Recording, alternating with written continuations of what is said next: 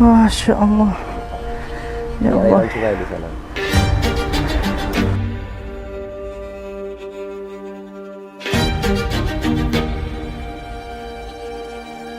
Di daerah Ulegle memang kelihatannya sudah mulai surut airnya ya, tapi tumpukan kayu ini masih terlihat nyata di sini dan perlu waktu untuk membersihkan, dan masyarakat memang mengeluh tentang kebersihan ini karena mereka nggak mampu. Ini salah satunya, mereka ada di pengungsian dan membutuhkan waktu yang panjang ya kalau mau membersihkan rumah. Dan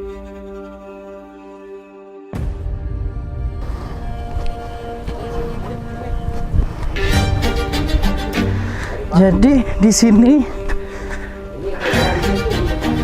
ada salah satu rumah yang hilang baru. Oh.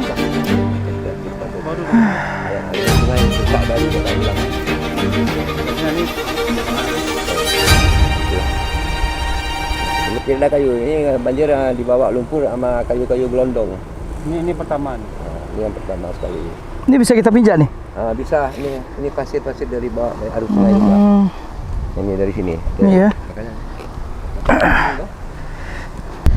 Nah ini lokasinya di belakang rumah Pak Geci yang saya tunjukkan tadi. Mestinya di tempat saya berdiri ini adalah halaman rumah masyarakat.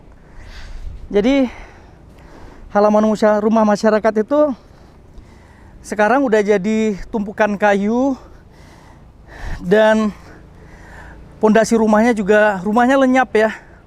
Rumahnya hilang dan tinggal hanya sedikit saja pondasi yang kelihatan. Itu pun udah nggak bentuk pondasi lagi karena sudah tercabut dari tanah, dan ini menjadi aliran sungai baru karena airnya pecah di belakang rumah yang dimaksud. Airnya jadi tergenang seperti ini.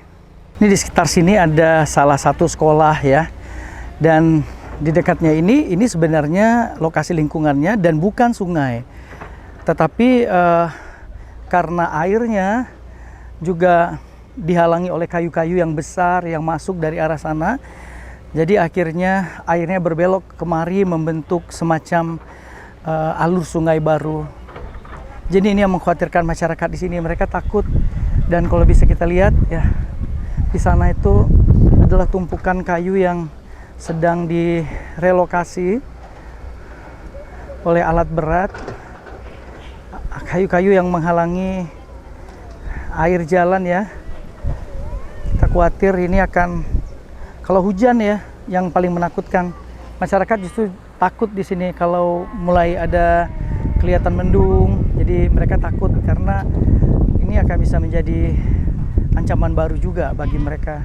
Dan itu yang saya bilang tadi di depan, kalau seandainya kita tidak bantu dirikan semacam sekolah tenda, atau kita perlu voluntary mengajar kemari bergantian selama seminggu gitu, mungkin kita nanti akan ajak para teman-teman mahasiswa dan lain-lain. Kita bisa bayangkan adik-adik kita yang di sini tuh mungkin akan kehilangan kesempatan untuk belajar. Jadi Pak Geci juga bilang itu yang ditakutkan oleh perangkat desa. Semoga ada nanti semacam sekolah tenda, ada guru volunteer yang mengajar, ada yang mengajar mengaji, ada yang melakukan pendekatan psikologi sosial di sini yang bisa membuat mereka lebih cepat sembuh dari trauma akan banjir bandang ini. Dan sekolah adalah salah satu tempat untuk membuat mereka bahagia ya, karena selain bertemu teman dan mereka mungkin akan lupa hal-hal itu, walaupun sebenarnya pasti akan ingat lagi gitu ya karena ketakutan, tetapi sekolah itu harus tetap ada agar mereka tetap bisa menjadi generasi yang cerdas di Indonesia ini.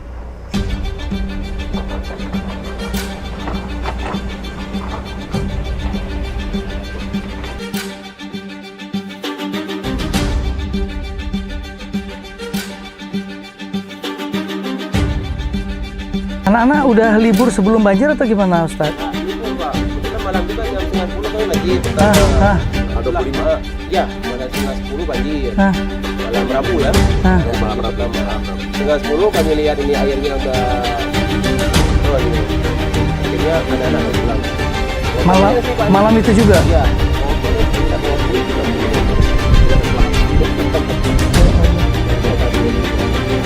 Yang tahu keberadaan. Ini bukan kalau dibongkar kalau kelihatan nih.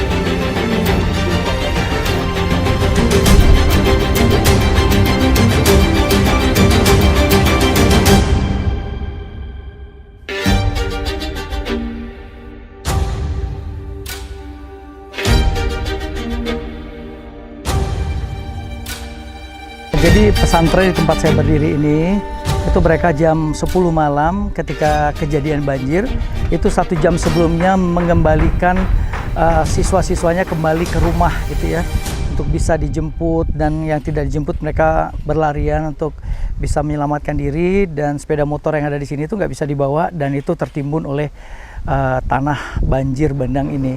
Dan di belakang saya ini ada lokasi tempat sholat yang sekarang digunakan untuk sebagai tempat menginap ya, sedang dibuat itu untuk bisa tempat tidur. Harapannya kalau nanti murid kembali ini bisa menjadi tempat belajar sementara dan mereka tahu sekolahnya masih ada atau gurunya masih ada, kepala sekolah masih ada, demikian juga dengan pesantren ini dan pengurus pesantrennya masih ada. Dan ini mereka upayakan untuk menyemangati siswa-siswa yang pasti sedih hatinya karena ketika kembali ke sekolah, sekolahnya sudah tidak ada lagi.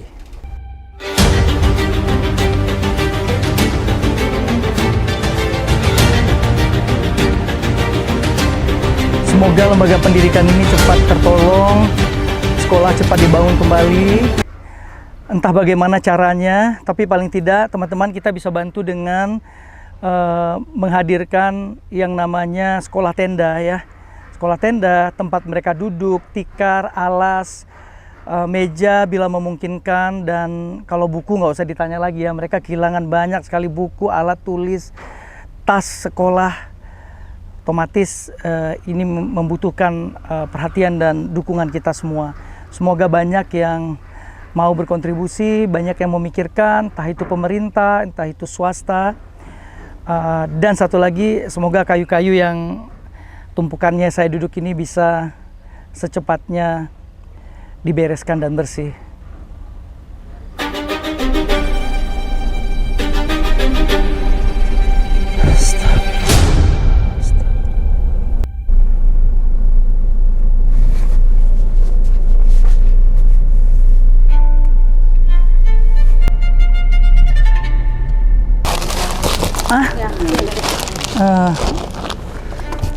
Ini ya, patah.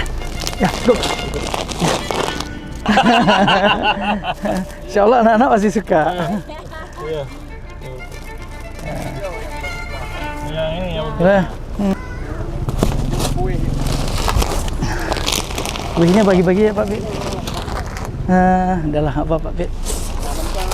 Nah, Pak.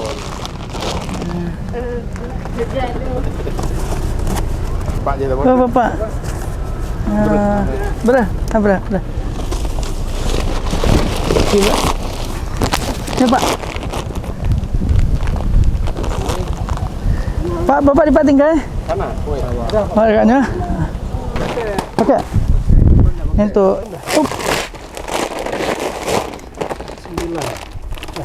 Kita tulis Pak Geci namanya, nggak apa-apa ya? Enggak apa. Dingin, itu cocok. Pak ya.